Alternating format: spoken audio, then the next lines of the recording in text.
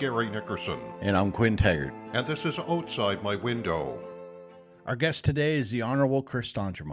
He's a Member of Parliament for West Nova, co-chair of the Joint Interparliamentary Council, the Deputy Speaker of the House of Commons, and the chair of the Committees of the Whole. We joined him on location at his constituency office here in Yarmouth. When you guys broke for Christmas, what did you have kind of hanging out in left field that you had to address as soon as you came back in the session? Ultimately, the government still had a number of bills that needed debate. The fall economic statement was not complete. We still had the trade agreement with Ukraine that had to be complete. So there's a number of things that had been left. I've only been in the federal parliament for 4 years now, almost 5. I have never seen such dysfunction on running bills through the House. No, I understand. I completely understand the game that's played there sometimes. The opposition is there to oppose and therefore holds things up. But in my provincial experience, there was always a sort of a give and take that you could sort of say, okay, listen, I know you need that bill, but I want this. I need this other bill, or I would like to have this added to the bill, or, there was always some kind of negotiation going on getting bills passed rather than shoving them down everybody's throat. Well, that doesn't happen in Ottawa. It just seems like there's no discussion really between House leaders to actually truly move things forward. So we get stalled up on stuff, and then something different that that in the federal parliament they can do that we couldn't do provincially is that they can call closure on a bill. So if they need something done by a certain date, the best one right now that we're talking about is of course MAID, medical assistance in dying. So there's been a process now that's putting it forward, but they can come in and say, okay, by 10 o'clock tonight, it will be deemed read a second time, gone through committee, and open for third reading. And third reading can be programmed as well. So they can speed things up if they want to. But I don't find them they do it a fair amount, but they don't do it maybe enough. So things get caught up. The biggest discussion we had lately, like I said, has been made because the Superior Court had sort of said, well, you need to go back and look at expanding the access to MAID, especially for folks with mental illness. There's no province that's ready for this yet, so the provinces wrote the federal government and said, listen, can you hold off on this? So it requires a change in the bill, so we need to run a bill. The Bloc Québécois is for the change. The rest of us seem to be against the change. Like we need to make. I think Conservatives would be against the change completely, but I think we're okay. Let's hold off for 3 years until people can get some of their ducks in a row and get the services ready, get the doctors trained, get stuff ready to be able to accept further expansion to that system. So it's been an interesting discussion in the chamber. Coming from all sides. Sometimes we're working together, and I think in this particular case, there's more together than there was against. So nothing really dies at the end of a session. It just you pick it back up. Yeah. No. So full session, unless there is a throne speech. So if there's prorogation and a throne speech, then all the bills that had been previously introduced would get basically nullified. Right, the ones that are still sitting waiting to be debated. So anything that passed is passed and been signed off by the Governor General and gone through the Senate and all that stuff. But if anything's been sitting on the books, well, that all gets deleted, and then we have to start again. And we haven't had a prorogation in quite a while, so thankfully some of these bills are continuing to flow, and even the private members' bills are getting approved, which is fun. There's a different system too, provincially and federally. Provincially, that a lot of that horse trading would be to get a personal bill, a private member's bill run through.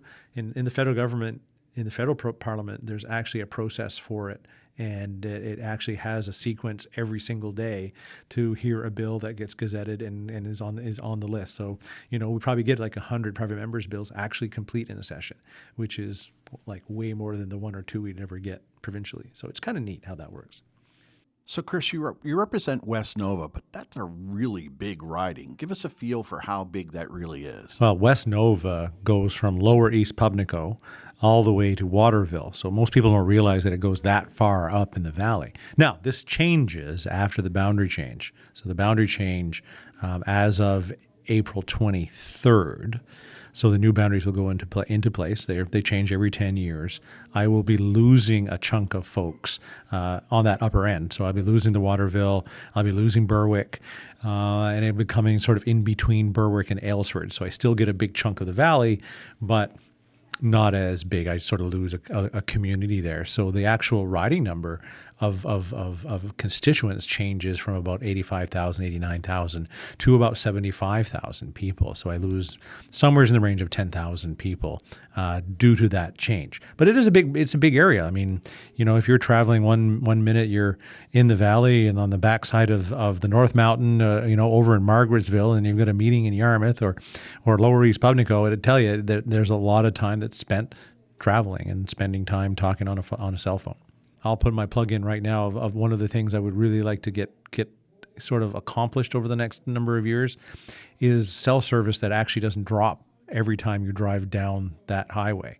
Both of these highways, as you go along into communities, as technology has changed on us, as we've gone from, the big Motorola bag phone to the really hot newest iPhone. The receive capabilities of them are not the same, and the network hasn't changed at all. And Bell and Rogers and TELUS and all the other participants have got to figure something out, because Nova Scotians, as a rule, Southwest Nova Scotians, rural Canadians are not being served correctly with that kind of service. I mean, they equate internet as almost a right. Cell service is almost in the same boat. I mean, how many people still have landlines? Lots of people don't. I mean, my dad, who's in his 80s, still has a landline and got rid of his cell phone. Go figure. But most other folks are cell phone only. And, when you have a power outage, the MO for that is, check our website or go on the power outage map. But if you don't have signal, man, you're SOL. Well, and even to a point, my parents live out in Canaan. They've just changed everything over to fiber, and because it's now fiber, which is awesome considering down that dirt road they've actually got full fiber internet.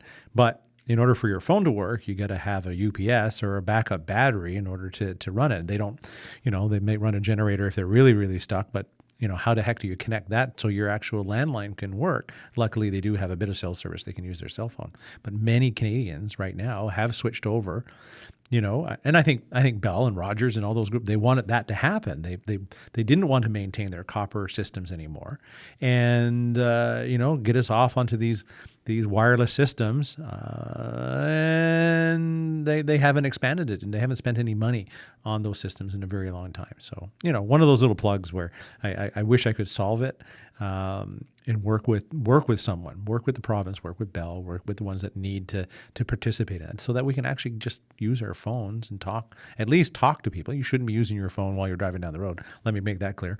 But you should be able to make a phone call that lasts from Bridgetown to Yarmouth. Well, if you break down, I mean, that's the thing, right? I mean, your car breaks down, even if you've got CAA or roadside, you got to be able to call them. You got to be able to call them. It doesn't work any other way, right? And it's pretty bad when my OnStar has better reception than my cell phone. Well, so they're hooked up to satellite, right? So that does make a difference. But for me and for many people that have to travel for their work, you're over that North Mountain, on the Bay of Fundy side. Well, most times they think you're in New Brunswick. And, and everywhere in between makes it difficult. And, part of my job is still contacting people. I mean, we're following up with people. So you need to have You're a cell busy. phone that works. And, I don't often get in my office. I mean, we're in our office today, but, it's very seldom that I get here. I mean, how many interviews have I done with you and Gary that's all been on the phone? Now, we did see an announcement from Premier Houston in the last few days about cell service and the push towards that. But, we always seem to be doing a bit of a civics lesson when we have a chat. So where do the feds fall into this, and where does the province fall into this, and where does the municipality fall into this when we're looking at, internet coverage and making sure people are covered, and cell phone coverage and making sure people are covered? So cell phones are telecommunications. So telecommunication devices fit under the Telecommunication Act. So it's a federal act that enables the companies to have the channels, the radio frequencies, in order to do their job, right? So they're managed through CRTC, just like a radio station, TV station. They have to adhere to the rules of CRTC. So the oversight board would be the CRTC in most cases. Where the provinces run in is that they can say, well, listen, there's a challenge in this location or that location that maybe we might want to help fund a new tower or a new interconnection that the company might not be so big on putting in place. Because don't forget, these are private companies. As much as they've started off, on the backs of Canadians, the build out of power systems, the build out of those monopolies of the Ma Bell systems, were all done on the backs of provincial governments, federal governments, and municipal governments. So as you look at that, well, maybe a certain area wants to have a service, so the province can sort of kick in and say, okay, well, listen, because for safety reasons we would like to have service there, we'll help you pay for the tower, knowing full well that all services would go on that tower, right? So you'd put Bell, Rogers, TELUS, all those guys on the same tower, Eastlink on the tower. So that's where they fit in, and the municipalities would be sort of maybe a partner with the provincial government there. The feds have very little money available for things like that. They try to take care of the actual rules and regulations around the usage of those systems. So with that in mind, again, do we consider cell service a right? I don't think we consider it a right yet. At the same time, I think it's common enough now that this is how people communicate. And beyond that, it's not the connection from my phone to your phone that actually we want. It's for you and I to have a conversation. It's the internet that it gives you on your phone. It's so that you can text and participate in the apps that you might have on your phone, and connect to the organizations and the businesses that you might be working for. I mean, many of our companies today, people work remotely. It's hard to believe in the 20 years that have gone by that even, let's say, a radio station, you could actually work. I mean, you listen to Sirius Hits 1, I'm sure they're all sitting at home, recording their stuff on a setup like we're talking right now doing a podcast.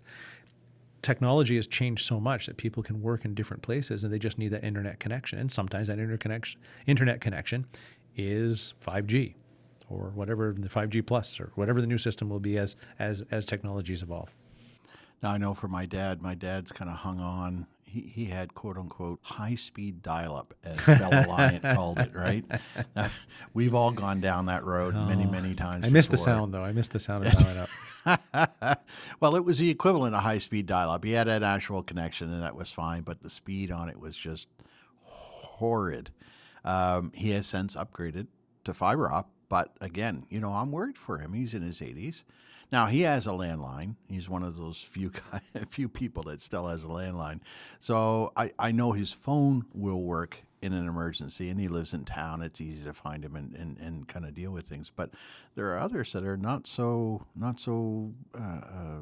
conveniently located. Well, we as an office, and I'll say we and my staff, the challenge we have is that most government agencies now require you to basically log into your account and book things through there. So everything is online, which for, 80% of our population, that's fine. But there's still a group of people, whether it's age, whether it is just education, whether it's the capability, literacy, they don't have or maybe it's just they can't afford it. They don't have a cell phone. They don't have internet. How do they access services? And, that's the service we offer, is that you can come in here. But, most government departments just don't realize that, or don't accept that people don't have access to the internet. Like we've spent billions of dollars in this country to make sure people are there, but people still have to access the system, right? And they don't want to. They don't have a computer. They don't have a tablet. They don't have a phone, and it makes it challenging sometimes to talk to CRA or talk to some of those other organizations that people need service from. Yeah, and I mean, COVID obviously put a bigger push onto that sort of thing. I still work from home, and even though we have an office here in town, there's no pressure on me to return to the office. I can continue to do my work from home and be quite effective. In all honesty, I could be on a beach in Cuba, and as long as the internet's stable, I can work, and I can communicate with my clients over VoIP and Teams, as well as through email, and everything's cool. Not everybody can do that, obviously, so you got to have that connection. So it'll be interesting to see what the province is able to leverage as far as that part goes. But, I know a lot of people have a bit of a objection to the government getting involved with private enterprise when it comes to that. And I realize a lot of it is to preserve the jobs and kind of keep them in the province as much as what we can. And that's great. But they gotta put some money into the infrastructure. Yeah. Well, I think it's just if you want people to access those services, you have to make it available to them, and you have to make it affordable to them. In this particular case, maybe the availability, we can work on the availability part. We still have a lot to do on the affordability part. The affordability part in Canada, I mean, we have the highest cell phone bills in the world. For what reason, we can't get a straight answer. Part of it has to do with competition. You look at other jurisdictions that actually have lower cell phone rates than us, have lots of competition. You can move your cell phone number around and access different things. So, maybe we need to look at more competition. But at the same time, we don't want to lose our identity as Canadians in it as well. So that's always the challenge when it comes to these costs. But my goodness, what we're paying for cell phone rates compared to somebody in Australia or someone in Britain or even our American friends, it's night and day how much we're spending on a gigabyte of data, or just the base rate that we're paying for our cell phones. In your new role as the Deputy Speaker, are you finding it you're missing out on some of the debate, and you're missing out on the question period? I mean, obviously you're trying to keep order, which is a full-time job in and of itself, by watching question period. But do you have that FOMO kind of feel to it? There are times when I really like to say something, especially if it's if we're talking about agriculture, we're talking about fisheries, or we're talking about healthcare, we're talking about seniors care, like all things that have been super important to me during my career. And I just bite my tongue and I agree and smile and do, but I would really like to be able to debate. I do miss that part. I don't miss question period quite as much, because question period tends to be, you're just getting your 10-second clip is all you're really looking for. You're not actually looking for the answer. The government rarely actually answers your question.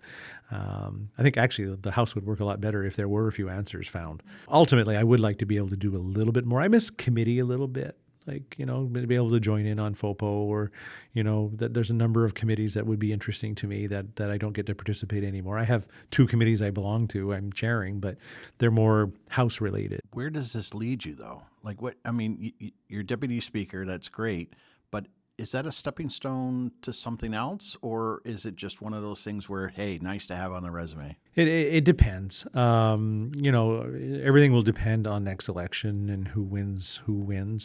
I think if Conservatives wins, then my name will go forward for Speaker. I will present myself again. It's of course my decision whether I put my name forward or not. Whether I get accepted or not is a whole other issue, because it is a vote of the House of Commons on who a Speaker is. But I think during this round, and as much as I enjoy working with Greg, I think is sort of tracking to be a good Speaker, but he made a couple of mistakes in the beginning. And most of that's because he never sat in that chair. And I think most speakers should have the opportunity of being a deputy or an assistant deputy so that they understand a little more of the challenges that we would have when sitting in that chair. And I think Speaker Fergus sort of kept doing things like he would normally do them, and you can't. And I think that put me on the spot because I had to make a number of decisions on his behalf, or because he wasn't allowed to make the decision on himself. So I've learned a lot over the last few weeks, few months. Whether it was the loss of Speaker Rhoda, with the challenges that he had with the introduction of that individual in the House of Commons and then to Greg making a little bit of a slip up as he rolled around those. So, it's been Trial by fire. Trial by fire. These are things that most deputy speakers never ever get to do, and all of a sudden I'm thrust into it, and somehow I survived through them. I think I survived through them. So I guess time will tell. How much does a new king throw in to the monkey wrench as well? Listen, outside of if you're a Queen's Counsel, you now have to change your name to King's Counsel. I don't think it changes much. Change the stamps, reprint a few coins. Are we going to do the money? I think, as far as I know, they're starting to print something. I don't know which coin they're actually going to be doing first, but that's what we hear. But for us, a lot of times we have when we're reading some of the forms or scripts that we would read in the chair, we have to everything changed to Kings, So it just happened quietly in the background. But how often do you say we said Queen? God's all our lives. Go and try to sing "God Save the King." Your brain is still going to say "God Save the Queen," and you gotta. So a lot of the forms that we would have were all predated or pre-done for Queen, and now we all have to change them over to King. But it's not difficult. It doesn't change a whole lot of what the Governor General does or anything like that. Yeah, I mean they're still going to do the throne speech. It still will be what it is. Exactly. Right? Yeah, everything carries forward. Nobody has to. Nothing changes. Reapply. Because when we do our what's the word I'm looking for? I've got my French. I got the French word, but the sermentation, the actual, when I swear allegiance, oath. When I do the oath, I do it to. I have done it to the Queen and heirs. Right. And the new one will be King and heirs, just for that just to make sure that there is continuity there. Even though there's a bill in the House of Commons today, put on by Liberal member for Madawaska Restigouche on changing the oath. Just like we did here in Nova Scotia a number of years ago when Simon Squire d'Entremont had changed the Protestant oath to allow Acadians to sort of swear oath, not necessarily allegiance to the church or to the king. So there's a number of changes that are being proposed to take that piece out of it. Makes the bloc happy, I guess. Now that your kids are older, does it make it easier for you doing what you're doing? Because, you've been involved in politics how many years? I'd be 21 this summer. Yeah. Well, even more. If I add up my time with Neil LeBlanc, there's a couple of years added to that, so you're almost at 25 at this point. So I made a career out of it. Both of my boys, Andre is 25. He's working as an LPN in Amherst, so we don't see him very often.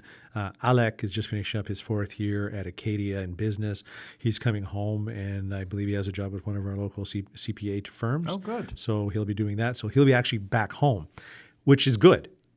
So as much as it's been nice to be empty nesters where, I'm back and forth to Ottawa, Anne can travel with me once in a while. She's come up a few times, but we never have anyone to take care of the darn dog. So having Alec come back home to be the dog sitter is actually a very good thing for us for the next little bit. But it is different. If I look at when I first started this, Andre was 5, Alec was 1. I would put them to bed on a Monday night and then drive to Halifax. Yes. Right, and then spend your week as a minister doing whatever you're doing, get back Friday night, hopefully before supper, so you could actually spend a little bit of time and put them to bed. Today, texting and talking and FaceTiming and all that stuff, I think we're still pretty tight as a family, but it's much easier where you don't have to worry about getting him to swim practice and getting him to soccer practice. Right. And I know that fell a lot to Anne. So she ended up being super mom for the most part when I was away. Not unlike many families in Southwest Nova Scotia, where the pops are all off on fishing or gone somewhere for a long time, and the moms are always super busy going to hockey and other things. So, it's much easier today. My dad worked on the Blue Nose Ferry, so he was a week on, a week off. So I totally understand Dad that. was a scalper. He was gone 12 days at a stretch every time. And not to jinx it and not to jump the gun on anything, but what would retirement look like for you? Retirement would trying to take on some kind of project. It would be nice to take on one of our local organizations. Try to help manage some of those things. I think there's a lot of stuff to offer here. Healthcare would be cool to get back into. I really enjoyed my time as Minister of Health, and more on the senior side of things. So, long-term care, those kinds of things would be neat to consult on. There are needs to try to continue to improve the system that we have. So some of that would be fun, and then travel a little bit. Just I've relax. I've worked pretty hard for the last number of years, and I've been away an awful lot. Can you relax? No. God, no. No. I can't say I wouldn't say I'm a type A, but I'm a type B++. And, I've got to move. I've got to be doing something. I've got to stay busy. So, stopping and just retiring, I don't think that would be good for me. But, I've been cycling a fair amount lately and just trying to keep my health up. As you get older, health is more challenging. I have Crohn's disease, and I'm on an injection for that every few weeks. So I want to make sure I keep my body healthy, because that will keep my brain healthy, and I can keep serving the constituents of Southwest. Are you able to keep up on that, though? I mean, with all the traveling that you do back and forth and everything else, it's got to be a challenge. It is a challenge. So you need to be very conscious of the things that you're eating. Making sure that you make time to fit a decent meal into your schedules. Make sure you fit some time in for some real exercise. So I've been changing a lot of that over the last year. We've been very successful in losing like 50 odd pounds on it. So I think I'm pretty happy there. And now we just need to try to maintain it a little bit. It's hard to get to the gym. I mean, I like to go to Mariners on Main like anybody else, but I just can't get there. So you need to do something at home. And it's tough. And you made a good point there. You said make the time. Lots of people say, I don't have the time or I can't find the time, but you really need to make the time. You need to make the time. I mean, especially, in Ottawa, normally there's a breakfast meeting or something going on, or an early committee meeting or whatever, starts at 7, 8 o'clock in the morning, and it just goes until you get home at 9 o'clock at night. And if you didn't take time to eat correctly, or, take a walk around and get a few steps in, you're going to end up paying for that in the long run. So speaking of quote unquote an election, we're looking at municipal elections this fall, provincial probably next year, federal's looking like maybe next year. So they're saying, according to the website, on or before October 20th of 2025. So with that in mind, right now you've got the Liberals and the NDP in bed together, but that seems to be a bit on shaky ground. Lately I think they've been fighting. We'll treat it as a marriage, right? So the fall economic statement will pass. We'll vote against it, blah, blah, blah. But the actual budget comes up in the next few months. So I'm expecting to see some kind of talk of pharmacare, because that's been the ask of the NDP for a while. Dental care was one of them. They got something similar to it. It still has a lot of kinks to be worn out of it. But I'm expecting to see pharmacare show up. Listen, they're not going to be able to provide full pharmacare because the system is very complicated. They're going to have to do a tremendous amount of negotiation with the provinces in order to get that to happen. But there'll be some kind of framework. If the framework's there, then I think the marriage is safe. They maybe reconcile for a little bit longer. Even though with some of the challenges they've been having, GC Strategies is a good example of something that's going on now and probably will be going on for a few weeks, is how a consulting firm got so much money from this government since 2015. So even the NDP are looking at this going, I don't know whether I want to support this anymore. So I have no crystal ball on this one. I think we survive through this because this is the hiccup. on the 28th of February, 40 years ago, Pierre Elliott Trudeau took a walk in the snow and made his decision not to reoffer as Prime Minister, as leader of the Liberal Party. And on the 29th, he made that public. Right? This is a leap year this year. We actually have a 29th. So, I'm thinking this Prime Minister with his flair for a little bit of dramatics, that he might look at that and see that as a possibility. So that's been thrown around a whole lot in the bubble in Ottawa, that he might be taking his walk. But then again, I don't know, because who's actually going to replace him, and who might offer themselves up to be sacrificial lamb for what we can see in the polls at this point over this next election. So is it going to be Christia? Is it going to be Minister Champagne? Is it going to be Anita Anand? I mean, who knows who that might happen. But there is a little bit of a possibility at the end of February that we might see Mr. Trudeau take his walk. If the election comes, and let's say, and again, I don't want to jinx it, but the Conservatives get in, and whether it's a majority or a minority or whatever, what does your first 100 days look like? Like, what's high on the list of things that's really got to be looked at? I mean, bearing in mind, of course, everybody always seems to have the same sort of result. Oh, they left it in such bad shape. I didn't know how bad they left it. I didn't know how bad it was going to be, and now it's really, really bad, and I might not be able to make good on these promises. I get that part. I get that. But what's going to be high on the list? I mean, obviously, I can't get you to pick one or two, but I mean, what do you think is going to be the focus within that first 100 days? Well, I think I think the leader has been talking quite steadily on his four priorities, whether it is, axe the tax, being carbon tax, build the homes. I mean, everywhere we go, people are talking about they're not being able to access adequate housing. Of course, the third one is fix the budget, because we know this government has spent more than any other government before it combined. Like, that's how much money they've spent. So how do you fix that, and then simply fix crime? And because how often are we talking about catch and release? We're talking about cars being stolen and shipped across the world, and it just goes on and on. The drug crisis that we're having across the country. So, like, which one do you actually do first?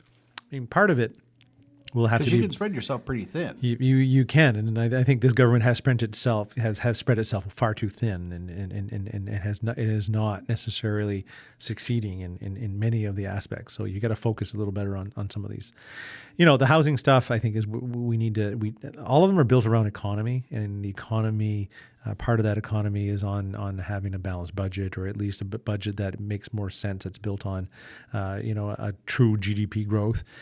So you're going to have to fix the budget, I think, is probably the first one that's going to do. And that's the attacks that we're getting right now from the government, as the government is sort of seeing that they might be losing government, that they're saying, well, geez, you're just going to elect these Conservatives and they're just going to end up cutting everything. Well, yeah, that kind of happens, and then this has been time over time where Liberal governments go in and spend lots on social programs, and then leave the Conservatives holding the bag, trying to figure out how you pay for these things, and inevitably at the end you have to go and do some cutting. What the leader has talked about at this point is just make sure that anything that we're spending, that we have, for $1 of new spending, you have to find $1 of savings, and try to run the government that way. At least keep it balanced for a little bit while you're sort of searching for the well, I wouldn't say there's a magic potion on this one, but what you need to attack first, and which ones you attack second and third and fourth and fifth. So let's take a civics lesson. We always seem to, come back to this. People are obviously on about healthcare, but what's the Fed's responsibility when it comes to healthcare, and how does that cascade down? Well, there's a couple of things that they're responsible for. Of course, the Canada Health Act is a federal act. Of what our system should look like across the country, portability, queuing, those kinds of things, and funding. we are the largest taxer in the country, as much as the capability of the federal government, provincial government, and municipal governments to levy taxes. We, of course, have the largest numbers. So we have the largest budgets, and therefore we try, the government, I wouldn't say we, but the government tries to equalize the country and say, you need a little more of this and you need a little more of that, and try to balance that money across the country. There have been, and there will continue to be, a number of announcements on new health deals. So, of course, we help fund probably half. I don't remember anymore of how much we actually fund healthcare in each province, but I would say it's pretty close to half. So if you're spending $6 billion on healthcare like Nova Scotia does, about $3 billion of that comes in health and social transfer from the federal government. It provides us with a bit of a carrot to get them to do things that we find important, whether it be wait time guarantees, whether it be the pharmacare program that they're going to be talking about, the dental care that they're talking about, just those kinds of things. So we help with funding. The second thing I think that we need to focus on is portability of health health jobs, of health professions, because right now, we still hear of all of these doctors that are driving Ubers. We hear of these nurses that can't get certifications in certain provinces. We hear of doctors that are in Manitoba that can't come to BC, that can't come to Nova Scotia, that can't go to BC, that can't, there's no portability of these professions across the system. So I think we as a federal government should seriously look at working with the colleges and the provinces to make sure that there's a national standard. Right now, if you're a Red Seal plumber, guess what? You can work anywhere in Canada.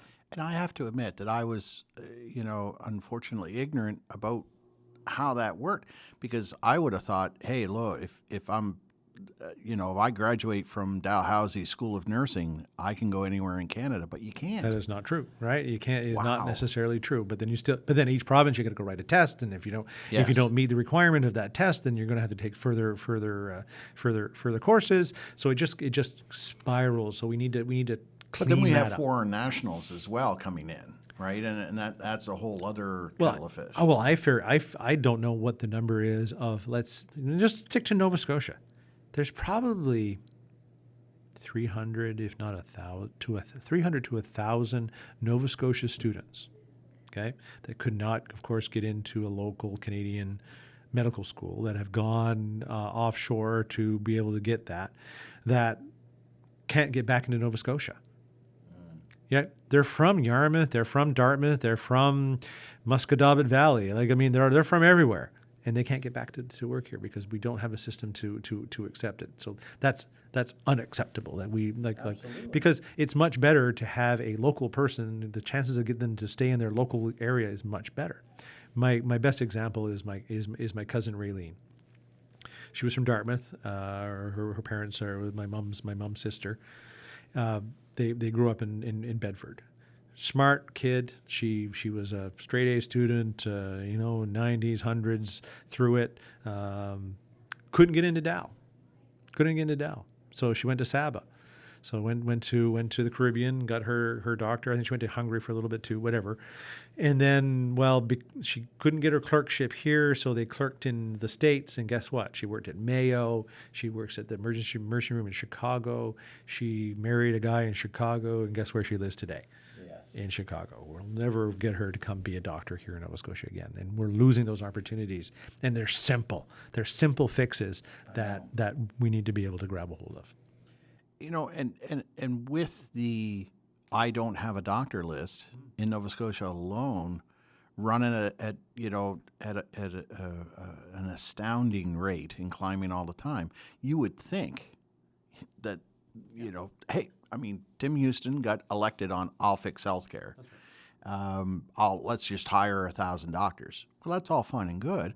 A, where are you going to find 1,000 doctors to come in? But then B, for me, that's the next thing that was on the list is housing. We're in a serious housing crunch right now. So, sure, you want to hire 1,000 doctors. That's great. Where are they going to live? Yeah, they're going to be fighting for the same house. And in a small community like Yarmouth, Halifax, of course, you throw up a high rise. not that. Stay in a condo somehow. I That's know right. it's not that Availability is simple. better. Yeah, I know it's not that simple as to say, oh well, let's just throw up a high rise in the city. But you got a better chance of a high rise going up there than it is here. I mean, the highest building we got is the Grand Hotel at 4 floors, right? It's not like that's going to come in anytime soon. I know that the Community Navigator program has done well in doctor recruitment. I know that we have the Coastal Financial building, housing by the hospital and stuff, but it's not enough. And we got a great hospital, but we're missing a few points. Yeah, and I think some of the points is local management. That's been a challenge for us since the creation of the mega board. I still don't know how you pull that one back into like it's outside the box. So you got to get it back in the box somehow.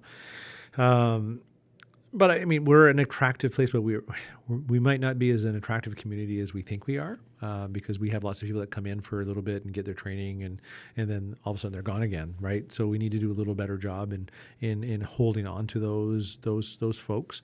Some of them immigrants, some of them not. Some of them are just they're from Vancouver, they're from other parts of Canada that have come here. So we just need to do a better job from a federal standpoint.